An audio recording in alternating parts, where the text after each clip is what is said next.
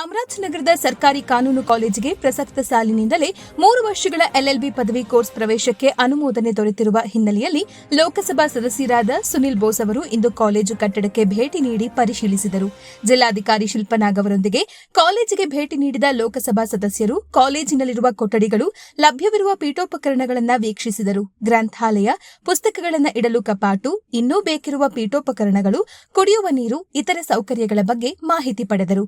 ಕಾಲೇಜಿಗೆ ಇನ್ನೂ ಅಗತ್ಯವಿರುವ ಸೌಲಭ್ಯಗಳು, ಶೌಚಾಲಯ, ಕಟ್ಟಡ ಮೇಲ್ಛಾವಣಿ ದುರಸ್ತಿ ಹಾಗೂ ಪ್ರಸ್ತುತ ಕಟ್ಟಡಕ್ಕೆ ಆಗಬೇಕಿರುವ ಇತರ ಸೌಕರ್ಯಗಳ ಬಗ್ಗೆ ಕಾಲೇಜು ಪ್ರಾಂಶುಪಾಲರಾದ KS ಲಲಿತಾಬಾಯಿ ಅವರಿಂದ ಮಾಹಿತಿ ಪಡೆದರು. ಜಿಲ್ಲಾಧಿಕಾರಿ ಶಿಲ್ಪನಾಗ್ ಅವರೊಂದಿಗೆ ಕಾಲೇಜು ಕಟ್ಟಡಕ್ಕೆ ಸೂಕ್ತ ಸೌಲಭ್ಯಗಳನ್ನು ಕಲ್ಪಿಸುವ ಕುರಿತು ಲೋಕಸಭಾ ಸದಸ್ಯರು ಚರ್ಚಿಸಿದರು. ಎಲ್ಲರೂ ಕೂಡ ಈ ಜಿಲ್ಲೆ ಹಿಂದುಳಿದ ಒಂದು ಜಿಲ್ಲೆ, ಇದಕ್ಕೆ ವಿದ್ಯಾರ್ಥಿಗಳಿಗೆ ಅನುಕೂಲ ಆಗಲಿ ಅಂತೇಳಿ ಎಲ್ಲರ ಪ್ರಯತ್ನ ಪಟ್ಟಂಥದ್ದು. ಇದೊಂದು ಲಾ ಕಾಲೇಜು ಬರಬೇಕು ಅಂತ ಎಲ್ಲರೂ ಕೂಡ ಪ್ರಯತ್ನ, ಅದರ ಫಲವಾಗಿ ಇವತ್ತು ಅನುಮೋದನೆ ಸಿಕ್ಕಿದೆ.